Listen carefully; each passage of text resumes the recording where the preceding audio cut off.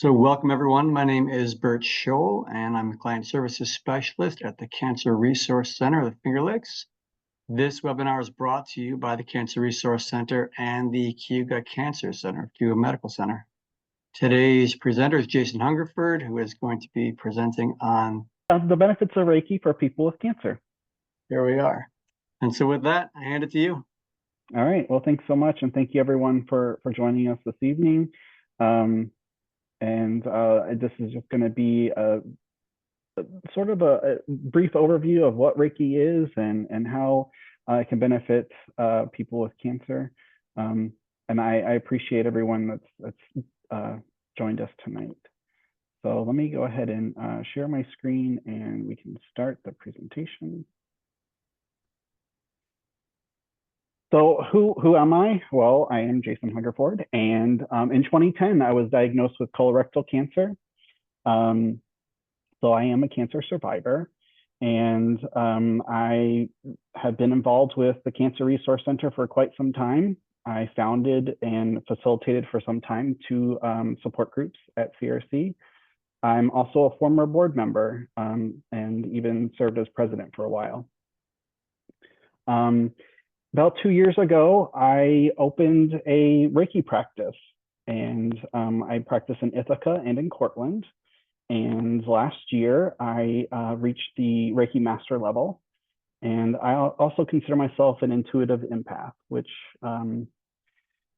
means different things. But in the context of Reiki, I can typically feel on my body where I need to focus the Reiki energy on your body. I also use intuitive skills and gifts to enhance my Reiki practice. So I'll just do a quick overview of today's presentation. We're going to do an introduction to Reiki.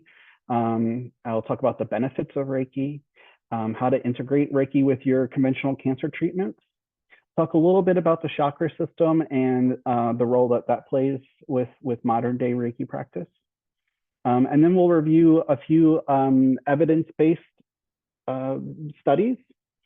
Because if you're anything like me, I want to know the proof. I want to see the proof, show me the proof. I don't want to just hear about it or someone talking about it. I want proof. And I think anyone who was in my Reiki classes can attest to that. And then we'll go over some common questions and misconceptions and some of my personal advice to you if you decide to incorporate Reiki into your cancer care routine. So what is Reiki?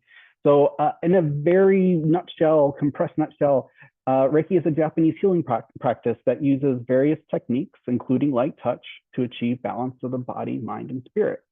It is extremely effective for stress reduction and relaxation, and it promotes general healing and well-being by strengthening the body's own natural ability to heal itself. The word Reiki is formed from two Japanese words, rei, which means universal or spiritual, and ki, which means vital life force or life force energy. So together, Reiki is the universal life force energy. And those that practice Reiki believe that all living things have a life force energy or a biofield that flows through us. And Reiki practitioners are able to tap into that energy field in order to activate the healing effects of Reiki. And the Reiki deeply stimulates the relaxation response of the body and balances the energy system. Reiki supports the body's natural ability to self-correct, restoring general health and well-being. And Reiki is used as a holistic approach to treat the entire person to improve areas of physical, emotional, and mental health and wellness. Now, what I like to say when I'm meeting a client for the first time and explaining what Reiki is and how it works is that our body does have this amazing ability to self-correct, to heal itself, to do like cell repair and cell restoration. But it can only really happen when our bodies are fully at rest. Now, in today's day and age, our bodies typically don't get that time to do that rest and relaxation and where that repair and restoration happens. even while we're sleeping, our body's under a lot of stress. We're having, stress dreams about work, or sleep apnea, or all kinds of things that interfere with our body's ability to really reach that relaxed state.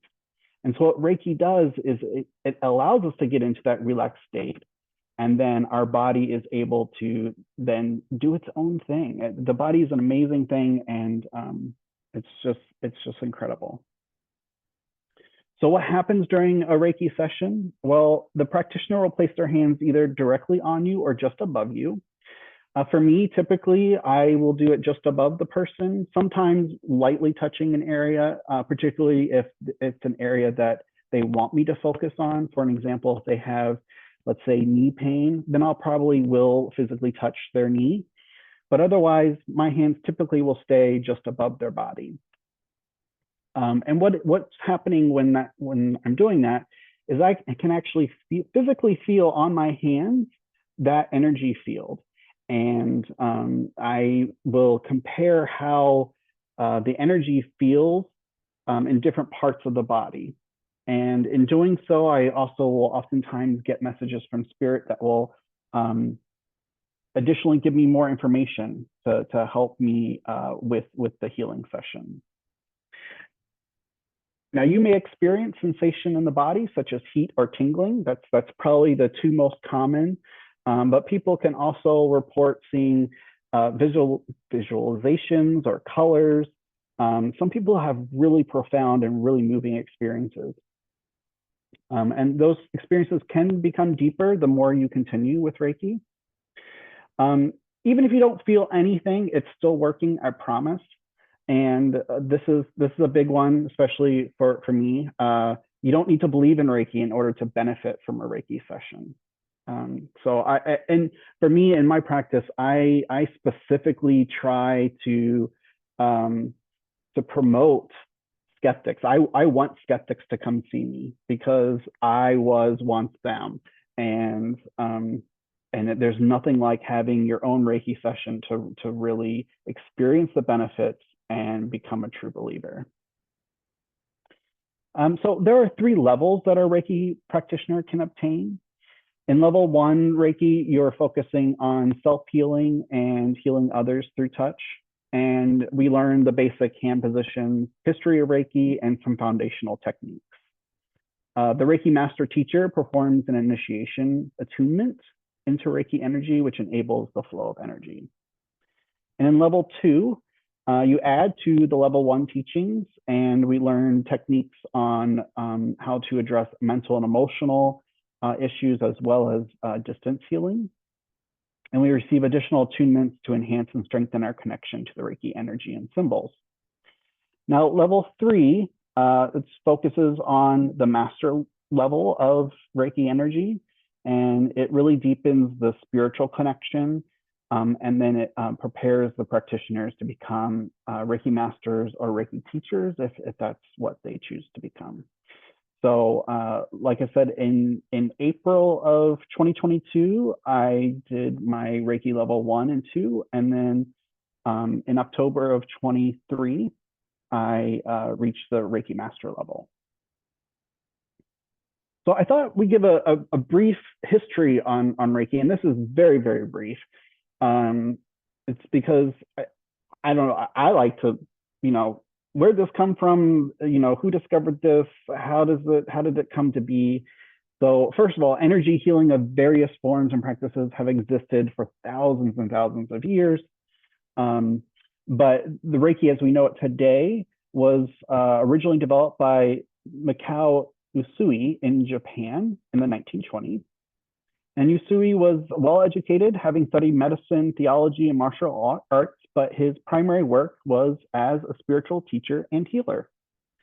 And Usui developed his Reiki system of energy healing after a deep spiritual experience during a 21-day meditation retreat at Mount Kurama. I hope I know my pronunciations are not going to be good on these, but I'm doing my best.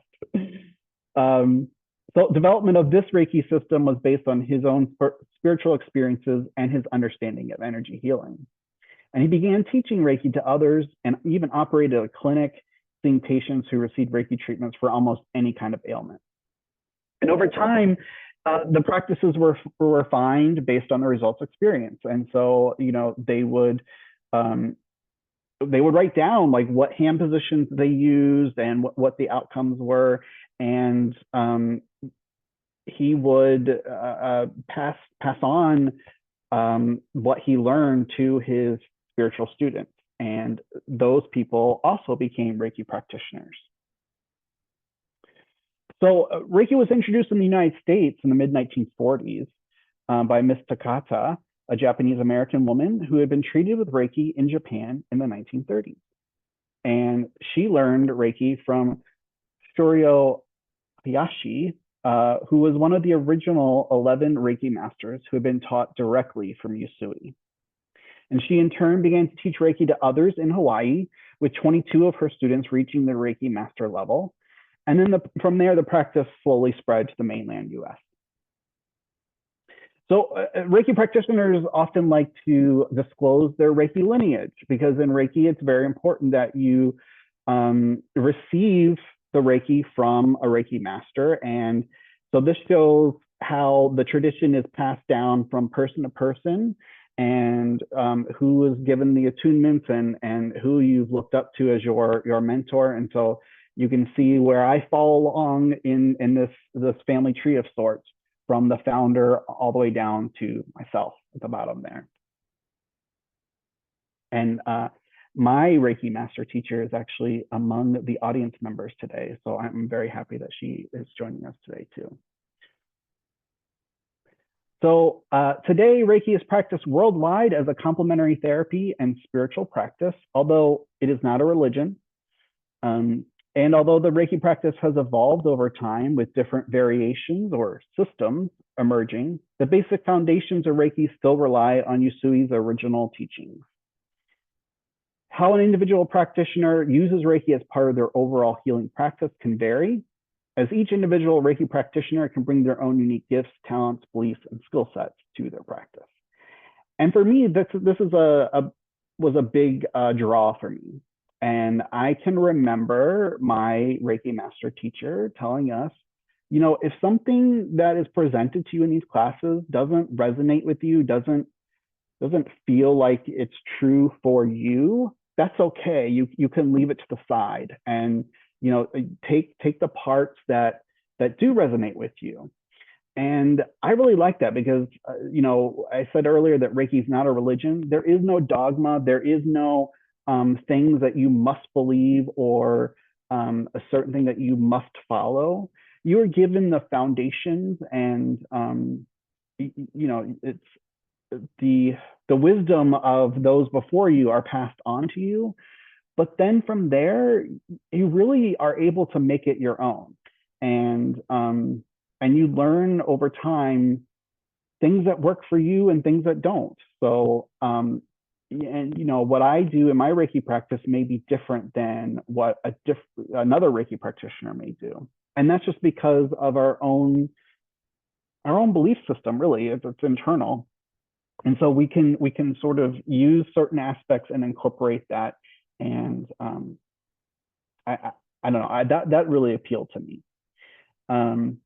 So on that note, some practitioners do augment their Reiki delivery with practices such as using essential oils or crystals or sound healing or aromatherapy or intuitive guidance. And some Reiki is delivered in combination with other healing modalities such as acupuncture or massage. So often when I'm talking to people about Reiki, they may have heard it, but they don't know what it is. And a lot of people think it's some form of massage, and it's not. We're not doing any kind of physical manipulation that a massage therapist would be doing. We're working on the energy level. So again, because of these variances, a Reiki experience can differ based on the practitioner that you see. So one of the things that sort of demonstrates these variances is the chakra system. Most Reiki practitioners in modern day Reiki do use the chakra system in some aspects, but that actually was not in the original teachings of Usui. So this is actually more of those in the West that practice Reiki use the chakra system more so than those in the East that use Reiki, which is kind of weird to me because you would think it would be the opposite, but it's not. And I use the chakra system in my practice. So what I do in the beginning of every session is, again, I put my hands just above someone's body, and I'm sort of checking in with the primary chakras. There are 7 primary chakras in the chakra system. And I say 7 primary because depending on which chakra system you follow, there can be 12, there could be 15, there can be hundreds. So I stick with the 7 primary ones. And on the screen here, I list them out. From the bottom up, we have the root chakra, then the sacral chakra, the solar plexus chakra. And the root chakra, it's located at the base of your spine, and that's sort of the root of everything, the root of yourself. It's grounding. It is your like who you are at your core. The sacral chakra is located between the belly button and the groin, and that overall is primarily focused with sexuality and emotion. And each of the chakras also correspond with physical areas of your body, typically the physical parts that are located nearest to that chakra. The solar plexus is sort of like between your belly button and the base of your sternum. It's really just like kind of right below the ribs, at the bottom of the ribs there. And that has to do with your self-confidence and your self-esteem and how you view yourself. And then moving on up, we have the heart chakra, which oddly enough is in the center of your chest, right where your heart is. As you might guess, that rules things like love and relationships and passion and our ability to connect with others. The heart chakra really serves as this bridge between our body and our mind and our emotions and our spirit. And it's the source of our love and connection. And it really offers this balance. It's the center of all the chakras there, and it's just really the seat of balance there. And the heart chakra is very, very powerful. Another powerful one is the throat chakra. And that covers things with communication and speaking your own personal truth, and all the physical areas that are in that area. Moving on up, the next we have third eye, which is in the middle of the forehead and between your eyes there. And that focuses on intuition and psychicness, awareness and knowledge. And then the crown chakra is located just above your head. And that is the primary connection to spirituality and the divine, the universe, and who you were meant to be at your soul level. So again, during a Reiki session with me, and I would say probably with most practitioners, we are checking in on each of those 7 primary chakra areas and sort of comparing how that energy feels to one another. Some practitioners, including myself, also use a pendulum to further show us physically the flow of the chakras in each of those areas. Now, how will Reiki benefit those with cancer? Well, those with cancer, as I'm sure many of you know, there are the physical impacts of cancer and cancer treatments. You have surgery and chemo and radiation, and you have all the side effects that go along with that.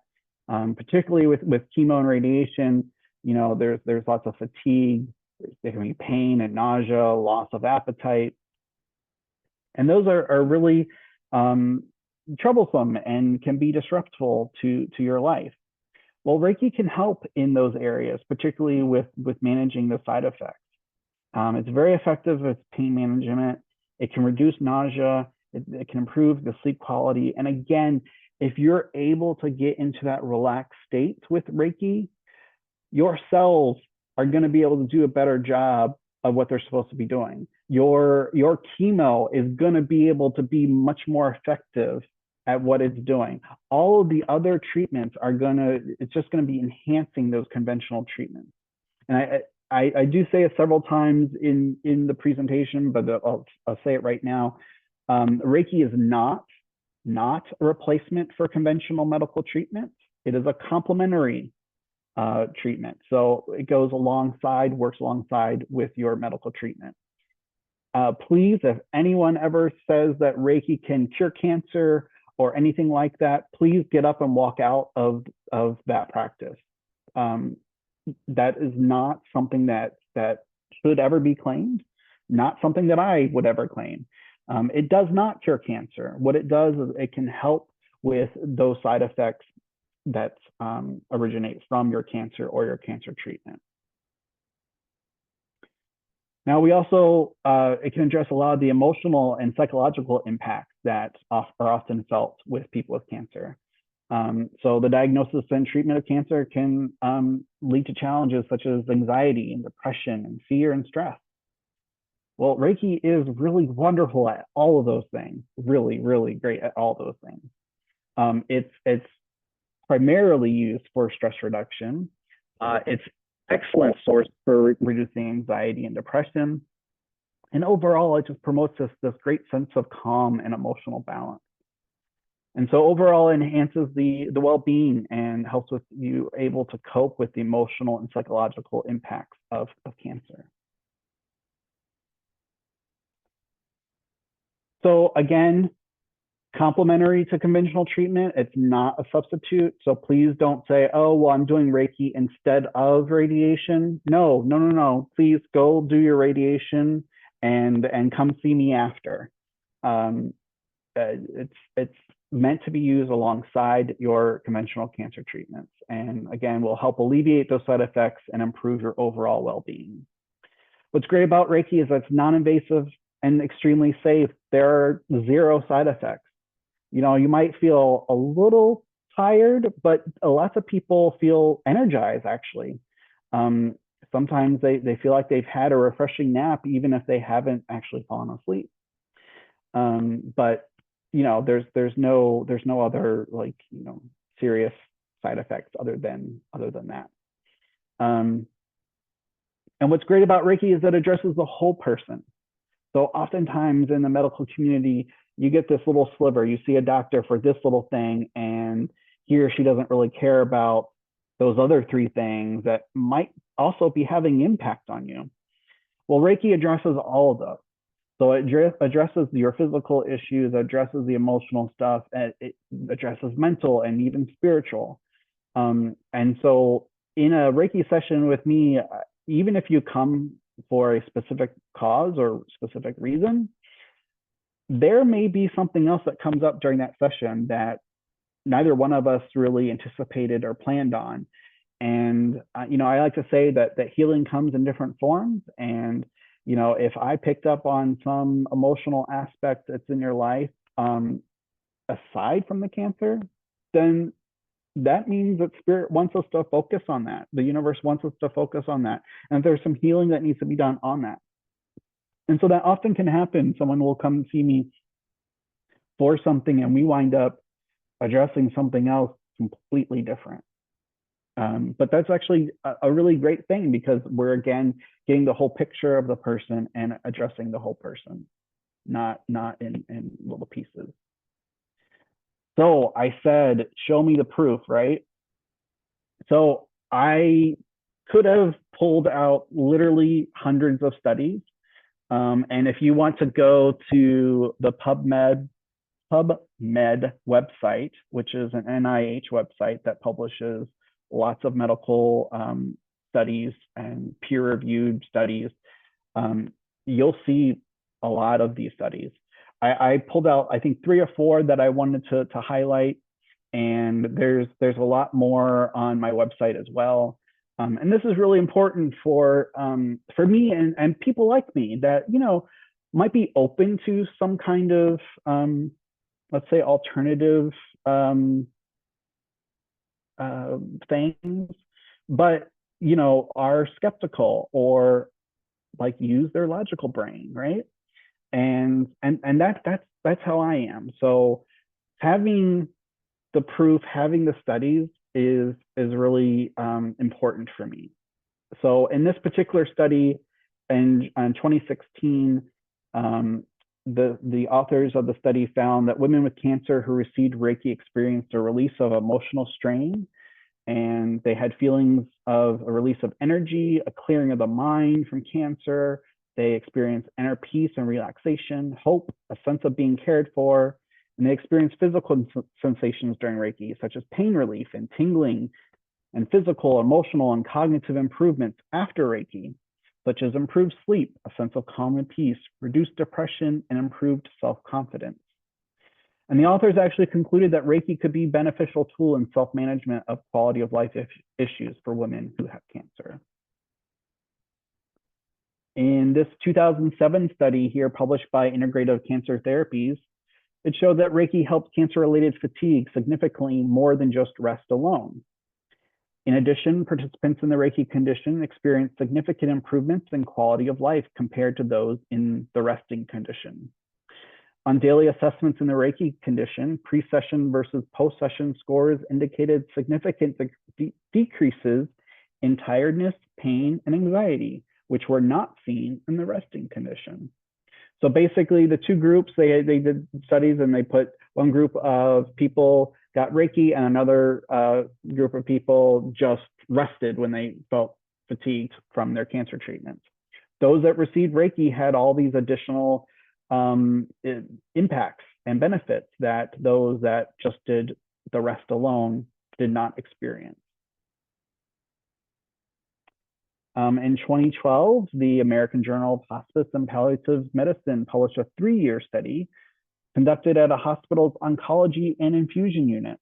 It reported that the cancer patients who received Reiki reported that the sessions were helpful in improving well-being, relaxation, pain relief, sleep quality, and reducing anxieties. And the authors asserted that offering Reiki therapy in hospitals could respond to patients' physical and emotional needs. And on that note, there are actually hundreds of hospitals in the country that do offer Reiki right now, including many VA hospitals that use Reiki to treat PTSD for veterans. Locally, right now, currently, the closest hospital that does offer Reiki is Upstate Hospital in Syracuse. However, I have a goal to bring Reiki to Ithaca's hospital at Cayuga Med, and I have been in preliminary talks with some officials there, and so I'm really hopeful that perhaps even as early next year, we could see Reiki being performed for the patients at our local hospital. In 2013, that same journal, American Journal of Hospice and Palliative Medicine, published a 6-month study which monitored self-reported improvements of hospital patients who received Reiki sessions. And Reiki was rated as positive experience by 94% of the participants, with 92% of them interested in receiving additional Reiki sessions. Now that by itself is a pretty good, grade there. 94% said yes. 92% said, I want more. And I listed some of the highlights of the percentage of people who reported having those significant improvements. So relaxation, 89%, improved mood, 81%, improved attitude, 75%. And if you've been through cancer, you know attitude is a big part of it, right? So 75% saw an improved attitude. Again, 75% decreased anxiety or worry. To a lesser extent, but still pretty significant, right? We have reduced pain, improved sleep, reduced isolation and loneliness, and improved appetite even. So the authors concluded of this study, Reiki results in a broad range of symptomatic benefits, including improvements in common cancer-related symptoms. So in summary, in pretty much all of the studies that I've looked at, Reiki has consistently shown to significantly enhance overall well-being, reducing stress, anxiety, and depression in cancer patients. Patients receiving Reiki reported reductions in pain, nausea, fatigue, and improved sleep quality and improved appetite. Reiki promotes relaxation and sense of calm, helping those patients to manage the emotional and psychological challenges associated with cancer. And it has really high patient satisfaction and interest in continuing with additional Reiki sessions. So it demonstrates its value as a complementary therapy in cancer care. Definitely ongoing research is needed. A lot of these studies are small studies in comparison to what we're typically used to with, particularly with when comparing to prescription drug studies, for example. But even still, all the studies show that people benefit from these Reiki sessions. So it just contributing to this increasing body of evidence supporting it as a legitimate complementary therapy. So I thought at this time I would take a quick pause. We're nearing towards the end of the presentation. Again, this is sort of just a very general, brief overview of what Reiki is and how it could benefit you. But I thought I would address some common questions and misconceptions, and then I'll open it up to questions from you all. First, is Reiki a religion? I addressed that earlier. No, it is not. It's not a religion. You can be any religion and have any belief system you want and still practice Reiki. It does not ask you to believe in anything. So you can continue to have your own source of belief or non-belief and still benefit from Reiki. Which leads us to the next one. Do you need to believe in Reiki for it to work? No, you don't. Just lay there and let it be received and experience it for yourself. Is Reiki a type of massage? No, it's not. We're not doing any kind of physical manipulation.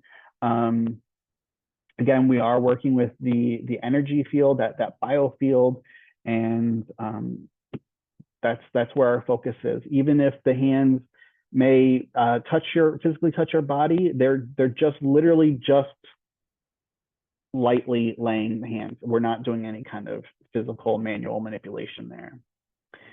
Can Reiki cure cancer or other serious illness? No, it cannot cure cancer.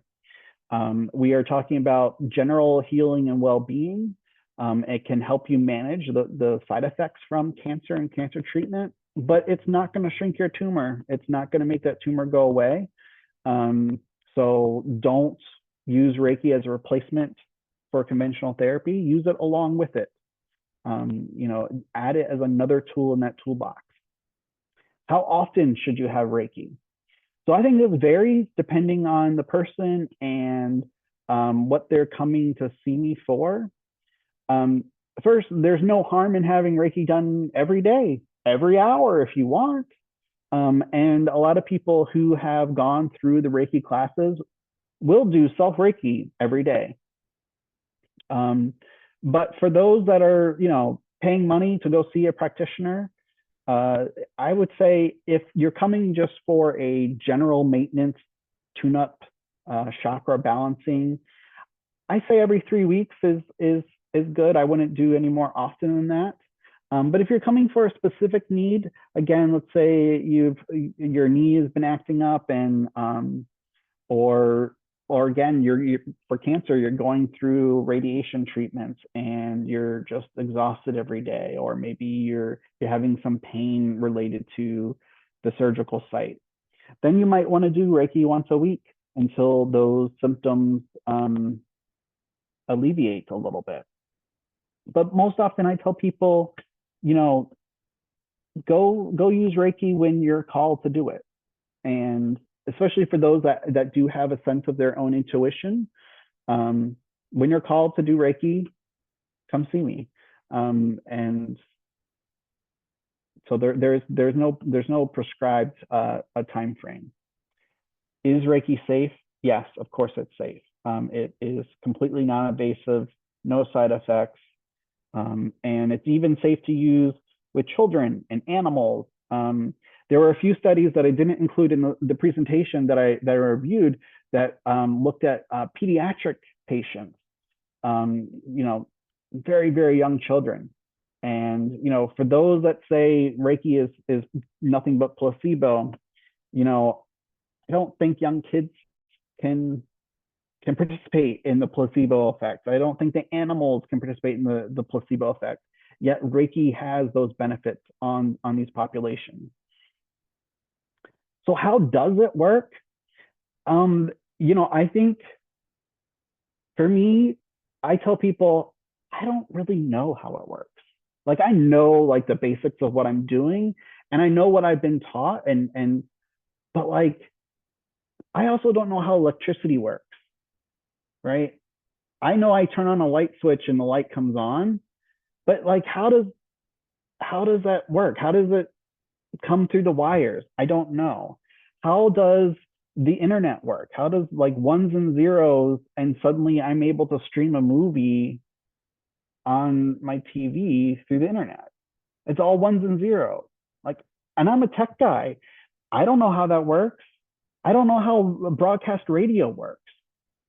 How can someone in a studio in a remote location talk through a microphone and I can hear them in my car?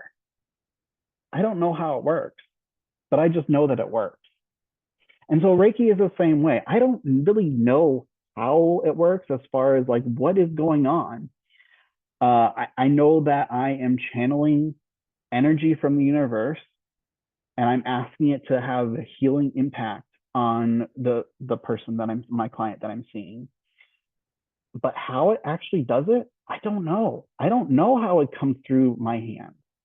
And that's just the honest answer. And I tell people, I just remember just last week, I tell people when they come to see me, I'm nothing if I'm not authentic. And so I'm not going to make up something. I don't know how it works. I just know that it does.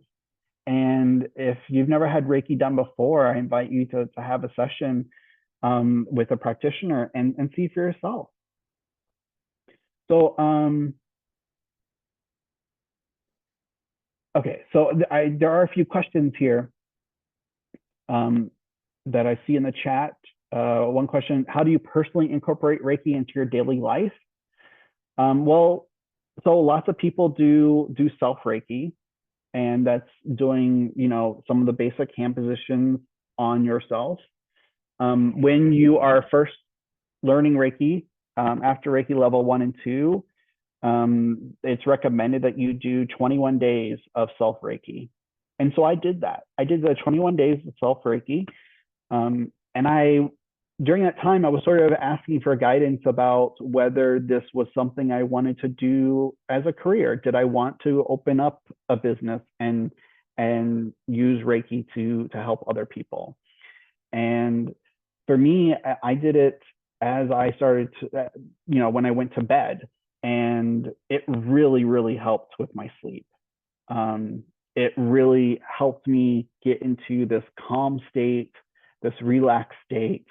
I wasn't thinking about other things. I wasn't stressed out. I wasn't sitting there tossing and turning. And it just really brought this sense of calmness to me. And I was able to feel more connected to the world around me. So that's how I personally incorporate Reiki into my daily life. If you're asking how you should incorporate Reiki into your daily life, I think that depends on the person. I think it depends on what else you might have going on in your life. Let's see, how to use Reiki beyond client sessions. Again, I use Reiki to connect with spirits. I've always been intuitive. I've always been a little bit of an empath since I was a child. I've had different unordinary experiences, and Reiki has definitely expanded those abilities. I'm able to know things about people in a Reiki session that I should not know. Very personal, deeply personal things.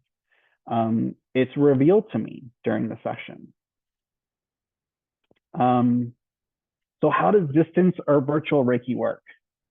This is very interesting. And to be honest, I personally don't have a whole lot of experience in the distance Reiki, but there are people who swear by it. And it really works very similar to an in-person session. I will ask a client to find a comfortable place to relax, and we'll set a time for the session to occur. And then I will either use my body or a physical object that represents their body, and I will perform Reiki to that area. But it's more about mentally sending the good energy their way. And do I travel outside of my area to perform Reiki? I personally, I do. I do have an outcall service. Well, I'll actually go to people's homes. But otherwise, my offices are in Ithaca and Cortland. And again, I also will offer distance or remote Reiki. So let me just get to the my conclusion slide, and then we can go back to where everyone's on the screen and I can field more questions. So again, in conclusion, Reiki has significant benefits. It offers physical, emotional, and psychological relief for people with cancer. And we see enhanced patient care. So integrating Reiki with conventional cancer treatments can improve patient outcomes and quality of life. And it's a holistic support. Reiki is a valuable complementary therapy that supports overall healing and well-being. And my final thoughts here are that Reiki will continue to play an increasingly crucial role in improving the quality of life for those facing the challenges of cancer, especially as research continues to explore its benefits and recognition of the profound impact grows. By embracing Reiki as a complementary therapy, patients are empowered with a holistic tool that nurtures their mind, body, and spirit, ultimately enhancing their journey towards healing and well-being. And so I will now take some questions. I'll do there. Okay. So feel free to unmute yourself and ask any questions you like. I would like just to let those of you know who arrived after the initial announcement, if you have a question that's of a personal, this video is recorded, and if you have a question of a personal nature you don't want on YouTube, on our website, then I can simply pause the recording and you can ask the question. And that way you have your privacy and still get your question answered.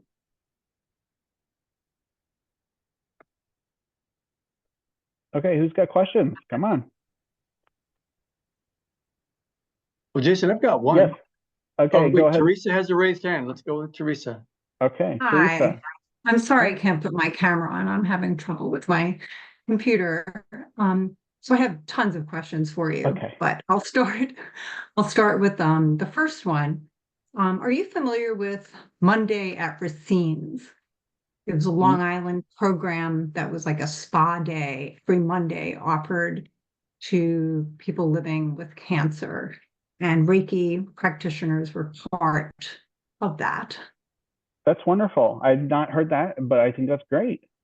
Yeah. So my sister lived with cancer for 14 years before she passed away last spring. And she had gone to that a number of times. And it was actually like on my list of things to do, to contact the Cancer Resource Center to see if there might be any effort to provide like a spa day, or, including Reiki for people that were connected to the Cancer Resource Center who were living with cancer.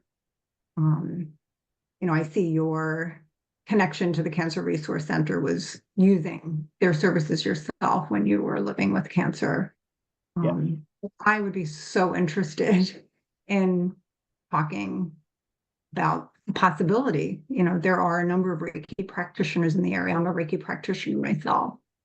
And other people that just might want to offer healing services, to see if that might be some kind of program that could be introduced here in Ithaca.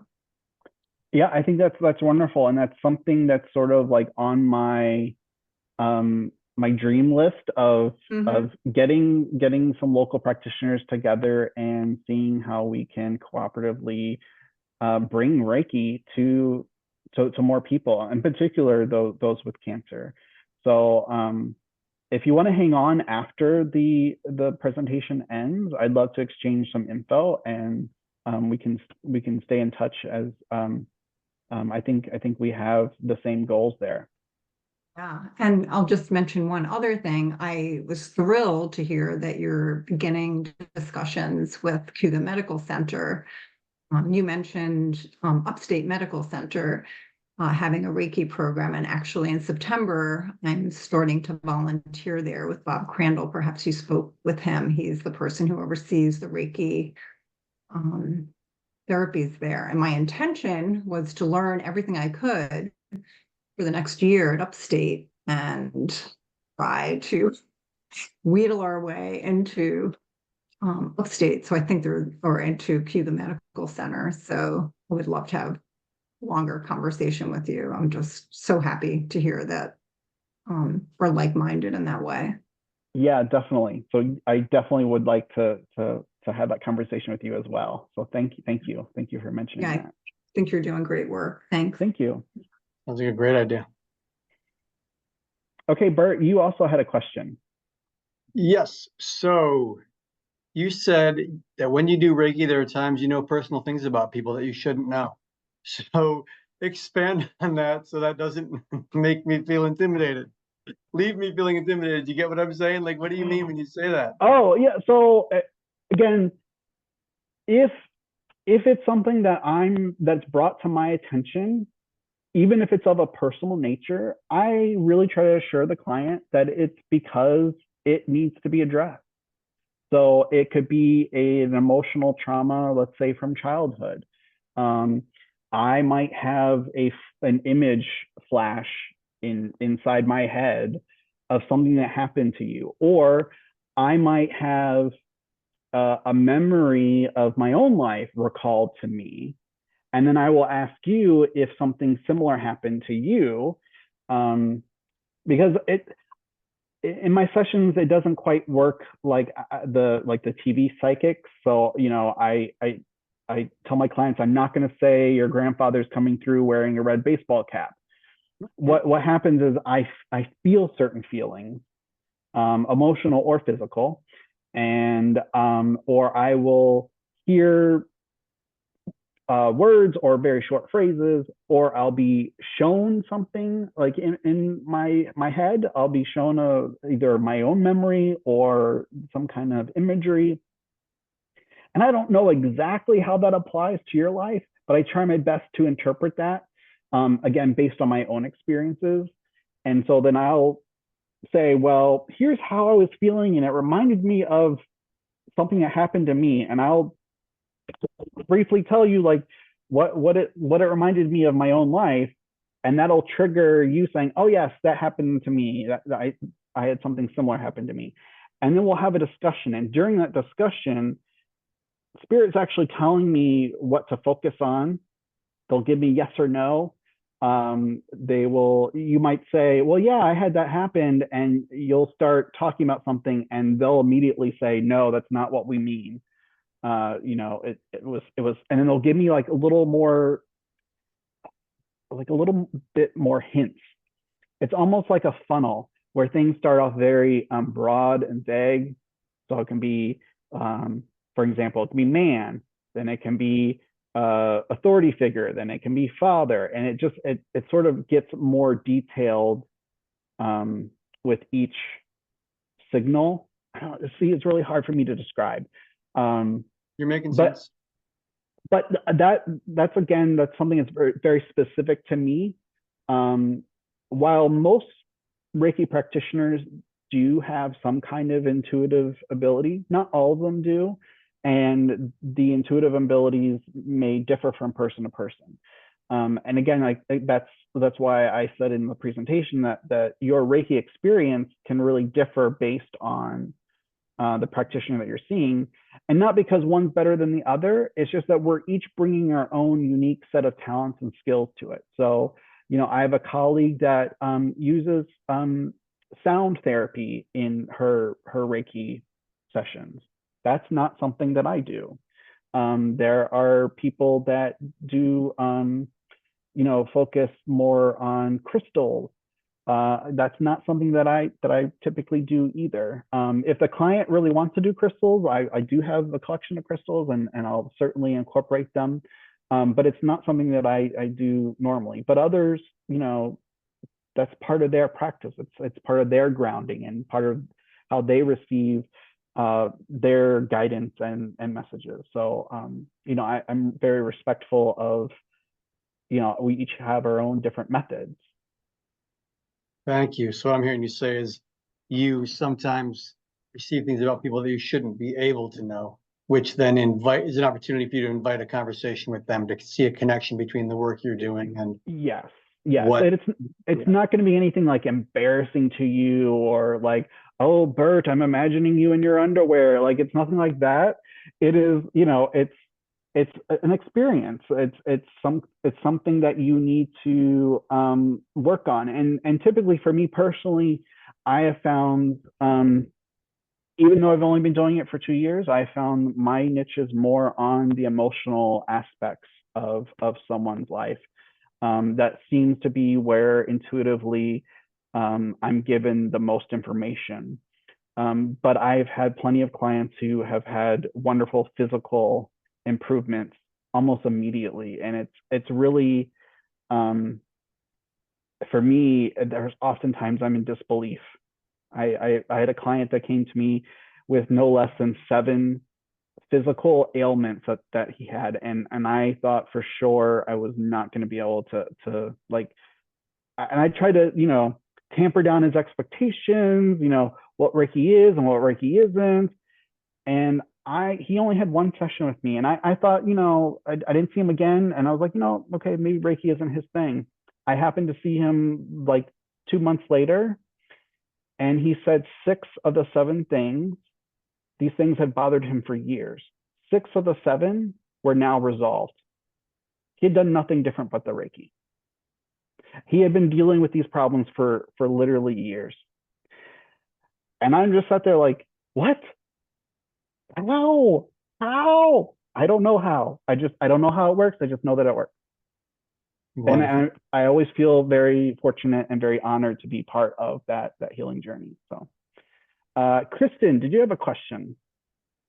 Yeah, actually more of a comment too. I think because of the type of work we do, I'm a massage therapist. I don't do Reiki as much or as intensely as some of my fellow friends here, but it is incorporated into my work.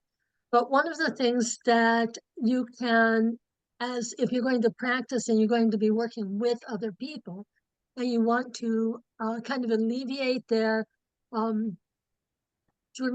nerves or their nervousness, is to remind them that as a one-on-one practitioner, you instinctively follow, and you may actually have a form for them to fill out saying that you are under HIPAA, meaning that you are legally not required to talk about whatever goes on in the room.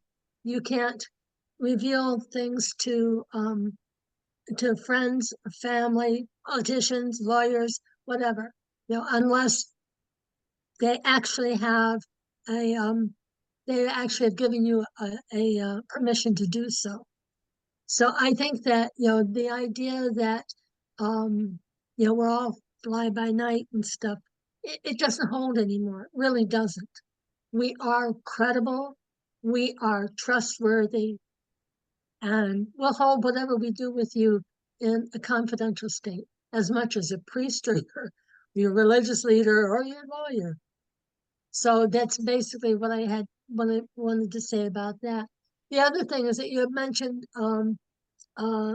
placebo, and over the years I've gotten to the point where placebo is not a negative such or a negative word to me. Placebo says to me they are feeling effects, they are getting benefits. All right, it's not a negative, it's not a no reaction. Something is happening. And if someone else wants to call it a placebo, fine, let them do it. As long as the individual who's received the treatment from you is enjoying the benefits of the session. So there you go. That's what I have. All right, thank you. Thank you. Jason, there are a couple more comments in the chat. Oh, okay. Brenda wrote, or you can see it. Go ahead. Go right ahead.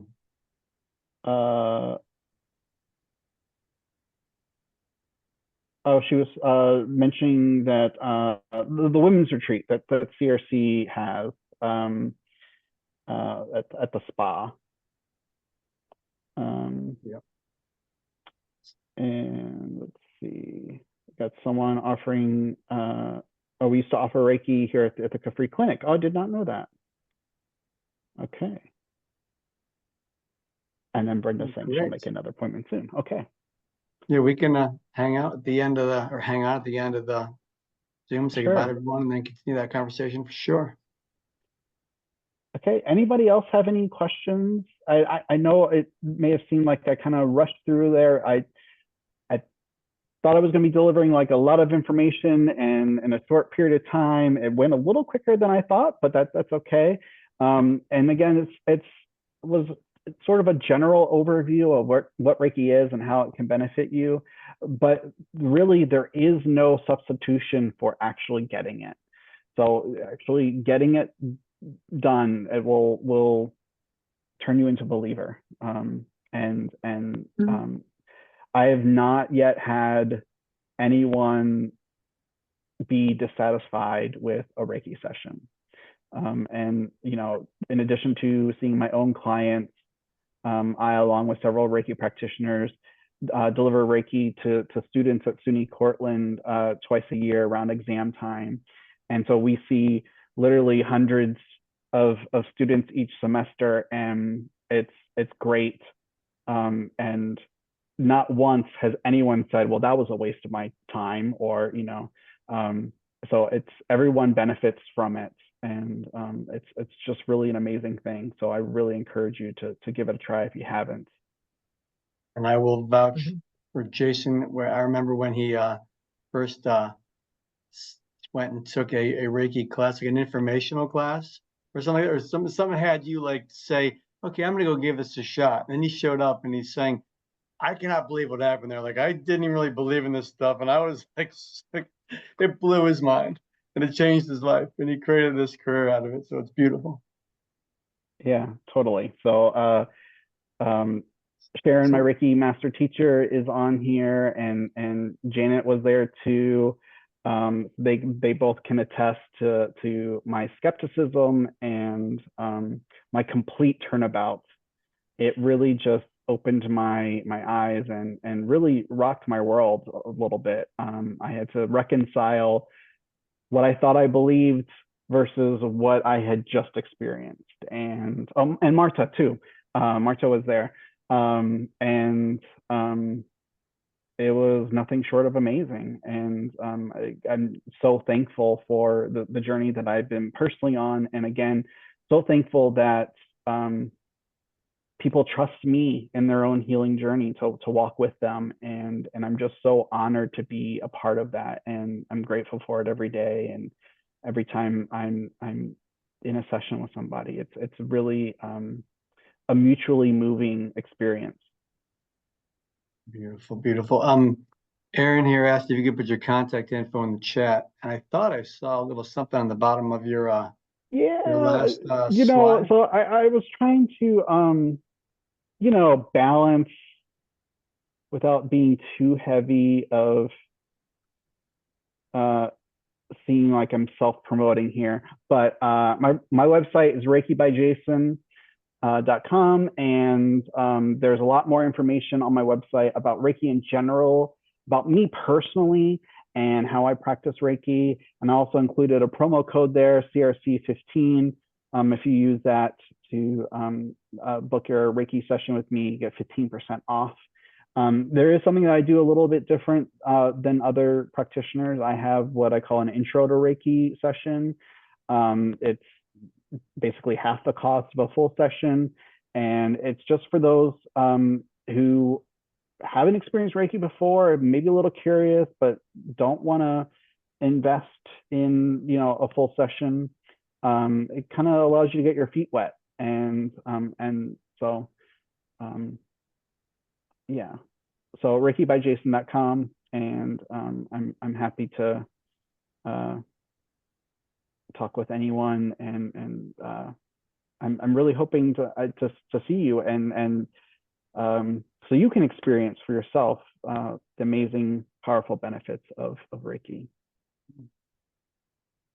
Well, there are no more questions, and thank you all for coming. Jason, thanks so much for this presentation. This is, as you can see, recorded and will be on our website by the end of next week, and you can also find it on our YouTube channel as well. Please come back for our Living Well with Cancer sessions every month, and you all have a great day.